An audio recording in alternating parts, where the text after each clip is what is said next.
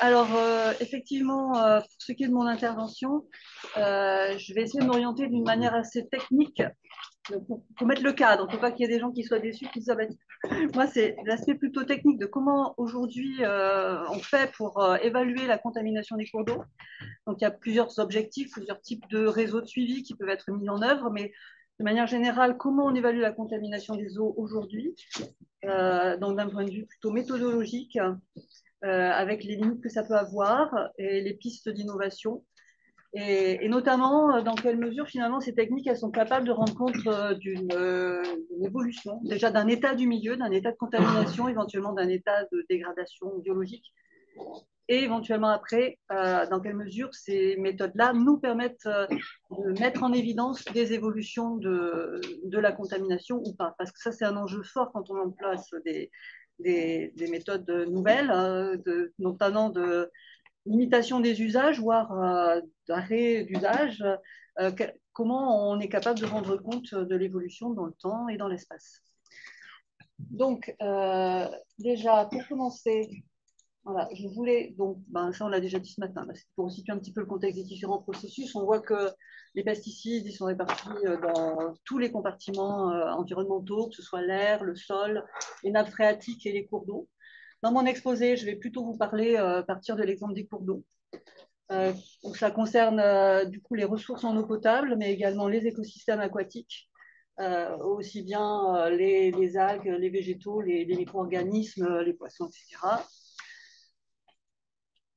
Au niveau du contexte, je vais quand même bien préciser de quoi je parle. Donc, c'est vrai que dans le titre de l'exposé, on parle de risque.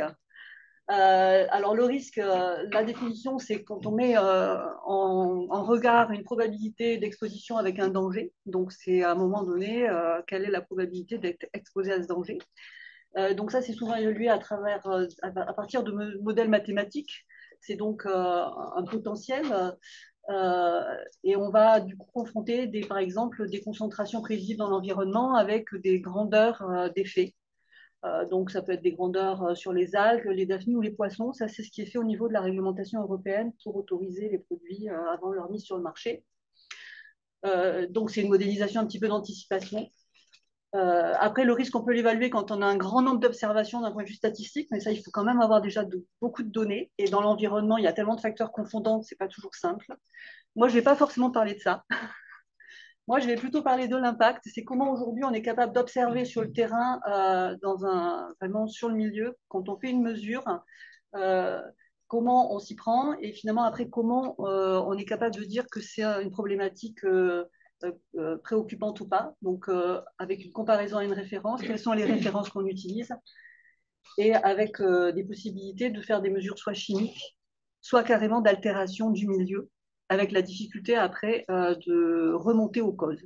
Parce qu'effectivement, une altération, ça peut être lié à un pesticide, mais ça peut être lié à plein d'autres substances, voire des facteurs physiques. Donc, pour ce qui est de la contamination des eaux par les pesticides, ce qui est compliqué quand on veut rendre compte de cette contamination, c'est qu'on a affaire à beaucoup, beaucoup de molécules. On a vu ce matin, même si ça a diminué, on a encore autour de plus de 100 molécules. Qui ont des propriétés différentes, qui sont dans des familles chimiques différentes, et même dans une même famille, on peut avoir des comportements différents, qui ont également des effets écotoxicologiques assez diversifiés. Et par ailleurs, ces molécules, elles sont capables de se dégrader. On l'a déjà dit ce matin, donc ça démultiplie les molécules qu'il faudrait suivre dans le milieu. Ce sont des éléments crasses parce qu'on les trouve souvent en dessous du microgramme par litre. Donc aujourd'hui, on est quand même, il y a eu beaucoup quand même d'améliorations, il faut le dire.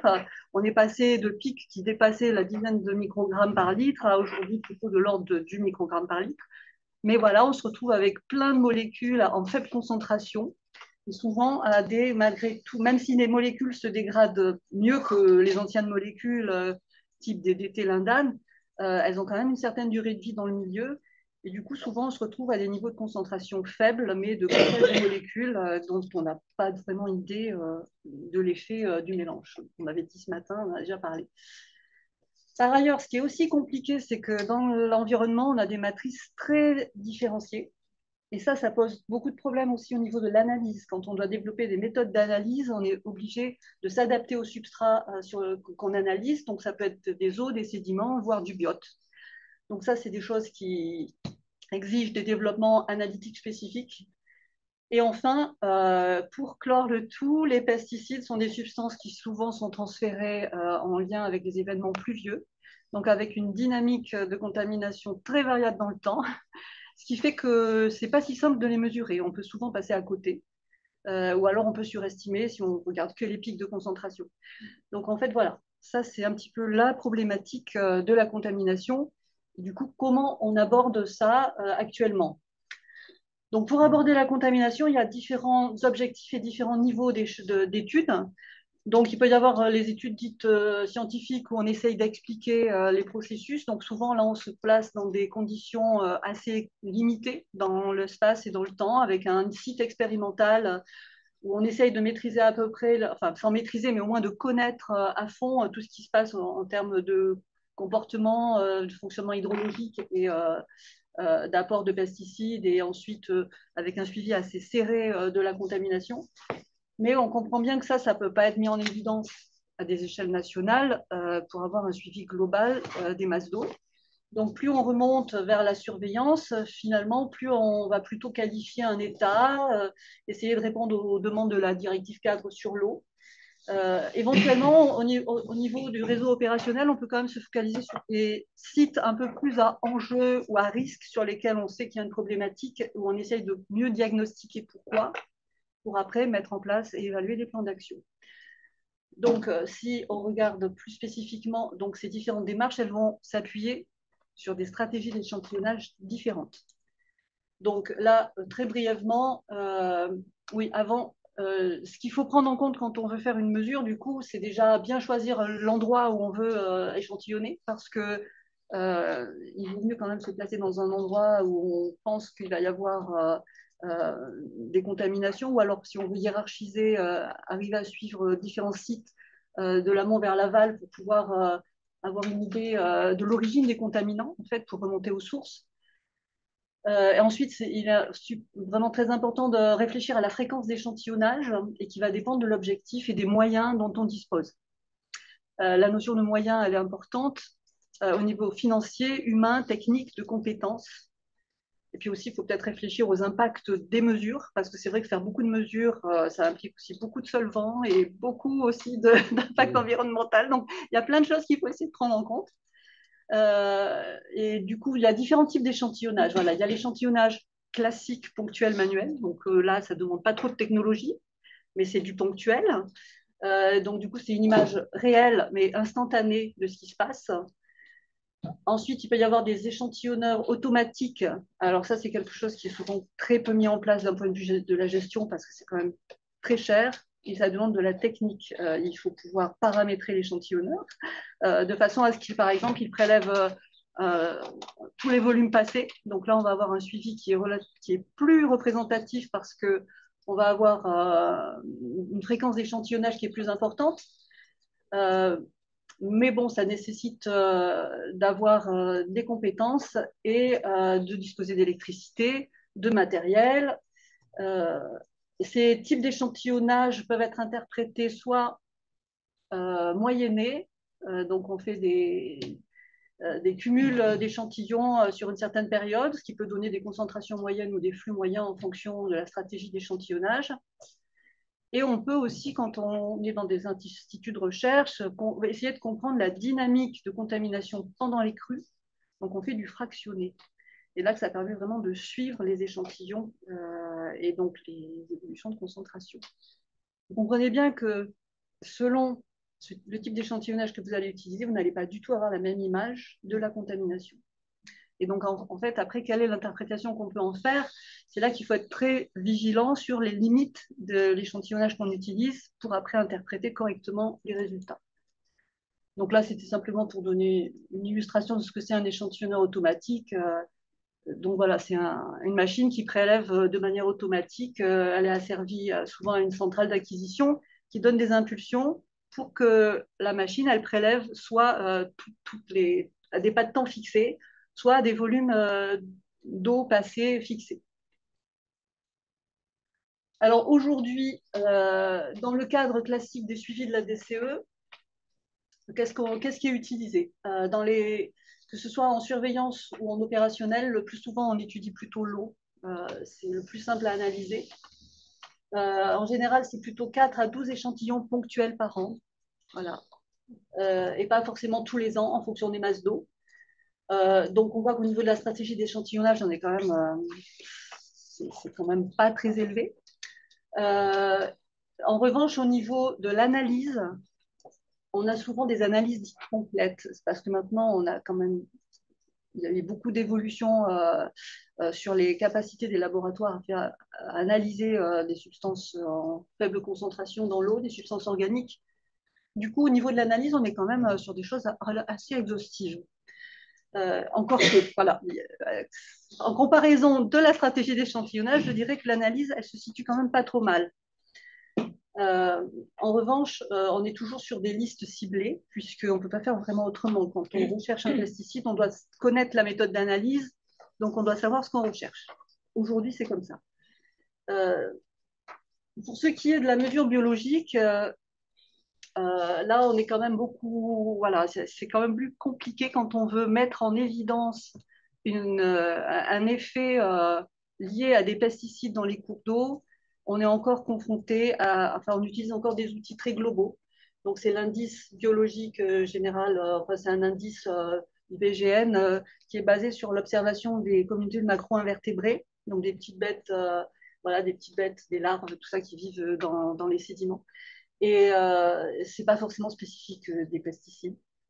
Il y a eu des élaborations d'outils un peu plus spécifiques dont je parlerai peut-être un peu tout à l'heure, mais c'est peu spécifique. Ensuite, il y a l'indice diatomée, voilà, c'est pareil, il n'est pas forcément très spécifique. Après, c'est vrai qu'il est pas mal influencé quand même par les herbicides. Et alors, ça, ce sont les mesures, les techniques de mesure, et à côté, il y a les référentiels qu'on s'est fixés. Donc, au niveau de la qualité chimique, ce sont les normes de qualité environnementale de l'état chimique. Et après, il y a aussi les normes de potabilisation et les normes d'eau potable. Pour ce qui est du référentiel biologique, alors il y a des normes environnementales de l'état écologique, donc ce sont des grandeurs chimiques, mais qui sont des seuils d'effet pour les organismes. Et ces seuils d'effet sont souvent analysés de manière standardisée à partir d'études en laboratoire sur des organismes modèles, voilà, donc les algues, les daphnies et les poissons. Donc c'est quand même assez limitatif par rapport aux différents organismes qu'on peut trouver dans un cours d'eau, mais ça permet de cadrer. Et de manière assez rare, on peut avoir des suivis qui utilisent des outils biologiques qui sont directement des mesures d'altération biologique dans le cours d'eau et qui nécessitent à ce moment-là des zones de référence pour pouvoir comparer l'amont, l'aval, par exemple, ou des zones très contaminées, peu contaminées, pour avoir un référentiel de gravité de l'impact. Donc ça, c'est le cadre. Et donc, ce que l'on peut constater, c'est qu'en règle générale, pour les mesures chimiques, on a quand même une faible fréquence. Donc, quelles conséquences ça peut avoir sur la vision qu'on peut avoir de la contamination? On va voir tout à l'heure. Pour les mesures biologiques, il y a très peu de mesures réelles in situ. On est plutôt sur des indicateurs classiques peu spécifiques des pesticides.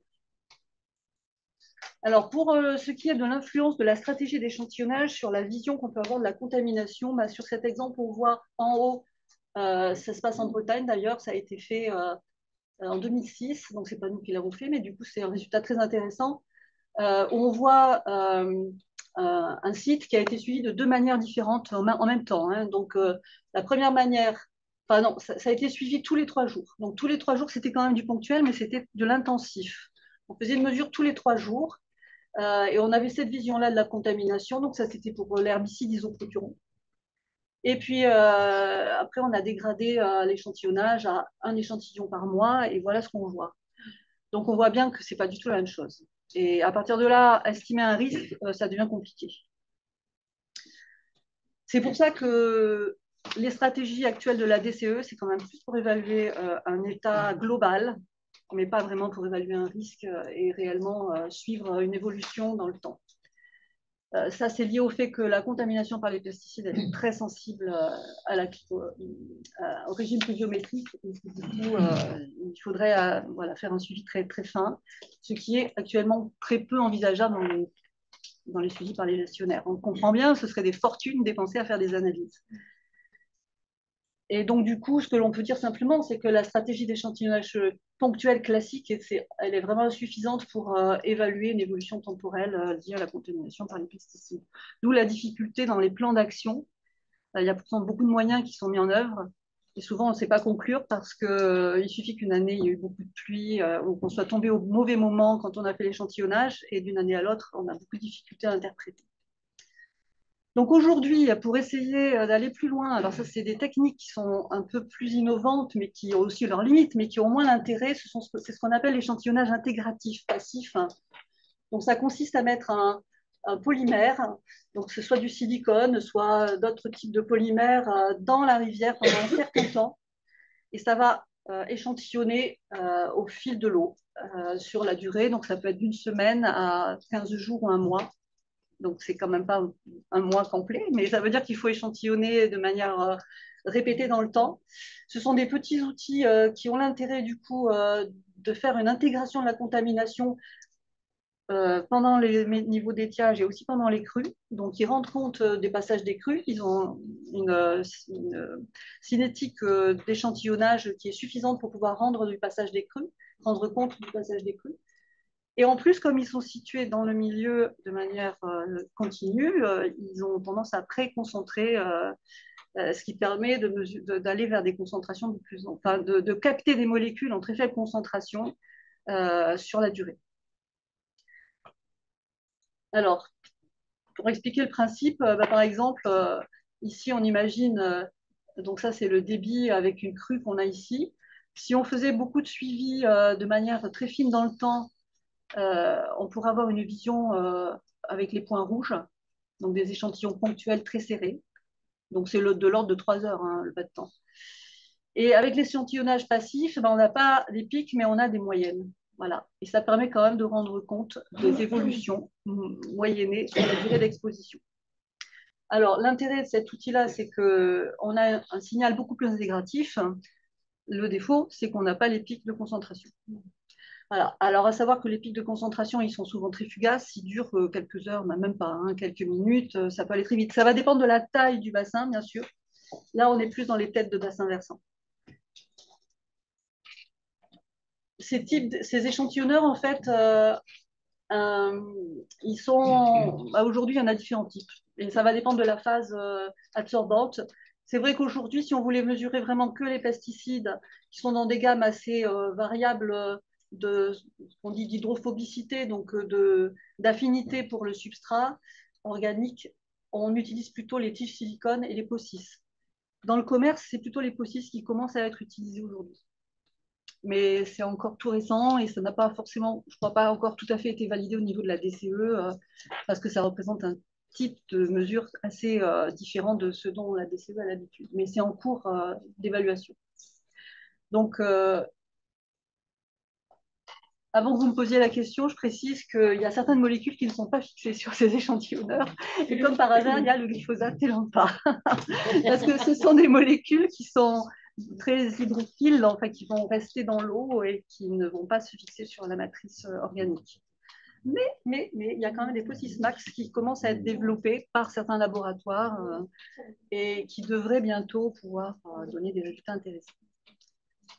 Oui, 5 minutes. Alors, on va accélérer. Bon, il y a différents niveaux d'interprétation de ces outils, je ne rentre pas là-dedans. Simplement pour vous donner un exemple de comparaison d'un échantillon ponctuel avec un échantillonneur passif en termes de nombre de molécules qu'on a pu mettre en évidence. On voit que, par exemple, pour les fongicides, l'échantillonneur passif, non, pardon, ponctuel, donc qui se situait à ce niveau-là, ça c'est l'hydrogramme. Donc l'hydrogramme, on a fait un échantillon à ce moment-là, on a pu détecter 11 fongicides, 4 herbicides classiques, ça, autres herbicides, c'est plutôt des métabolites. Et les fongicides, du coup, en échantillonnage passif qui, lui, a eu lieu à ce moment-là, on a pu identifier 22 fongicides, 8 herbicides, 11, donc beaucoup plus de molécules. Et ça, c'est lié à la fois au fait qu'ils peuvent mieux prendre en compte ce qui se passe en crue, et puis au moins ils peuvent intégrer tout ce qui s'est passé là, qu'on a complètement raté avec le ponctuel. Et puis comme ils peuvent accumuler, on peut descendre plus bas en limite de quantification et donc on peut mesurer des substances en très faible concentration. Donc du coup, ça fait qu'on a une vision différente forcément. Donc là, c'est en termes de nature de molécules. On voit qu'on peut détecter énormément de molécules et aussi beaucoup de produits de dégradation dont on parlait ce matin, notamment par rapport au métaux actifs. Voilà, donc là, c'était juste pour donner des exemples.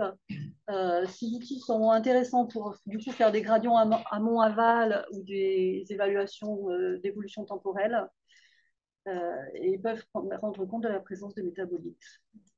Voilà, je vais accélérer un petit peu parce qu'il faut. Donc maintenant, tout ce qui est analyse. Voilà, ce que je disais tout à l'heure, la stratégie d'échantillonnage, elle est majeure pour pouvoir disposer d'un échantillon représentatif.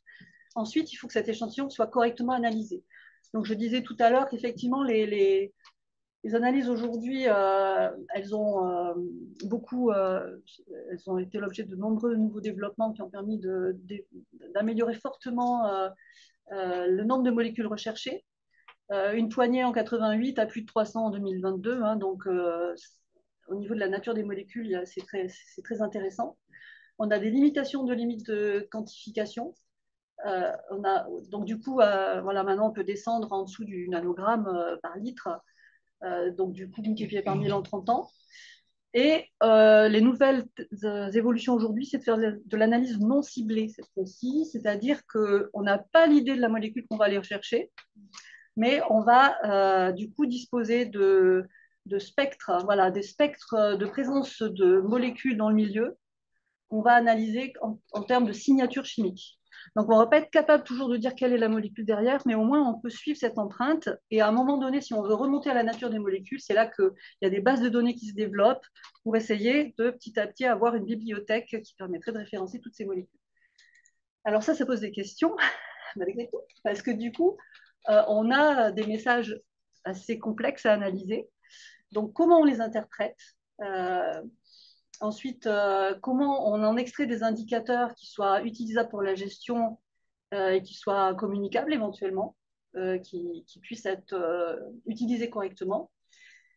Et puis, malgré tout, on peut toujours avoir un temps de retard par rapport à l'utilisation des molécules dans le milieu naturel, et notamment pour tout ce qui est produits de dégradation et produits de biocontrôle, qui sont encore très peu suivis. Voilà. Du coup, voilà, ce que je voulais aussi, là, c'était pour illustrer. Donc, du coup, ce qui est important quand on fait une mesure de contamination, il faut prendre en compte aussi les facteurs environnementaux. Donc, j'ai déjà parlé de la météo. Mais ce qui est important, quand on veut rendre compte d'évolution de système, il faut aussi rendre compte du temps de réponse de l'hydrosystème. Là, on a un exemple de suivi dans le Beaujolais de 2008 à 2012, après l'interdiction du diuron, donc un désherbant de la vigne, avec en orange l'évolution des concentrations du diuron. Et on voit qu'après l'interdiction, il a fallu attendre quand même plus de 3 ans pour qu'on passe en dessous de 0,01 microgramme par litre. Et même le 0,1, parce que du coup, ici, on avait quand même aussi du 0,1.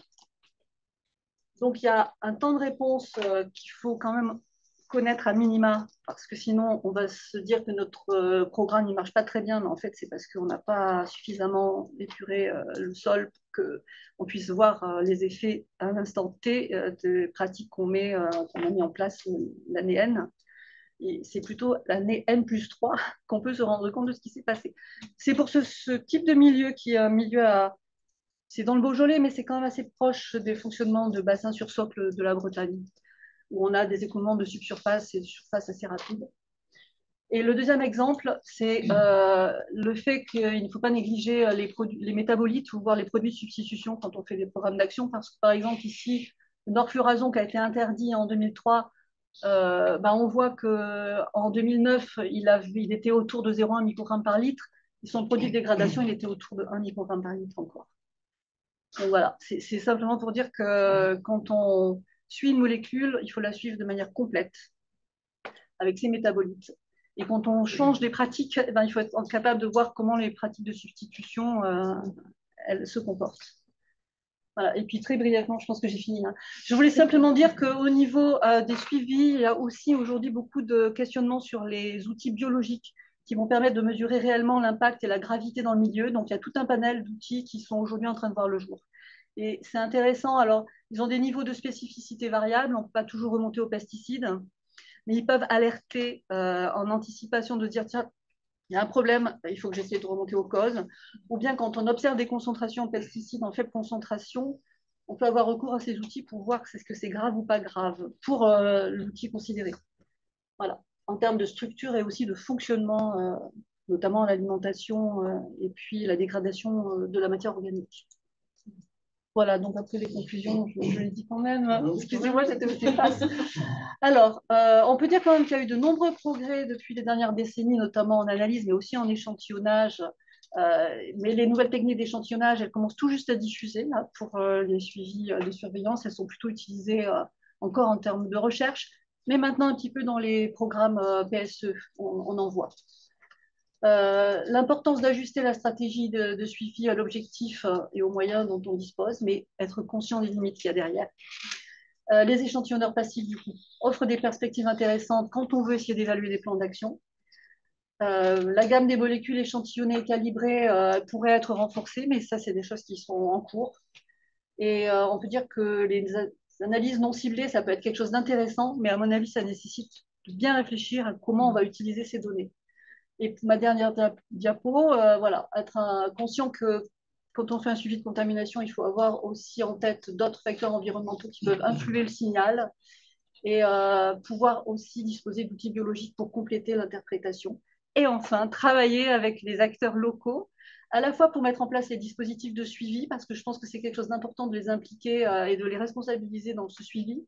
C'est aussi leur milieu. Et puis aussi pour pouvoir avoir accès aux usages, permettre de mieux faire le lien entre ce qu'on observe dans le milieu et puis ce qui a été utilisé.